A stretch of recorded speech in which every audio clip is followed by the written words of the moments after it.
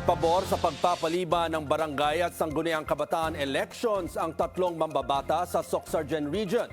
Kailangan pa nila ng sapat na panahon para matiyak na magiging maayos ang takbo ng halalan. Narito ang political update ni Elmer Acol.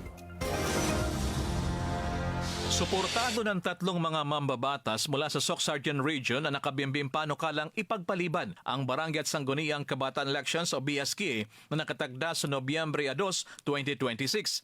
Batay sa record ng Kamara de Representantes, kabilang sina South Cotabato 1st District Representative Isidro Lumayag, Sarangani Lone District Representative Steve Chong Biansolon at Cotabato 2nd District Representative Rodi Kawagdaan sa 63 mga mayakda ng House Bill number 10591.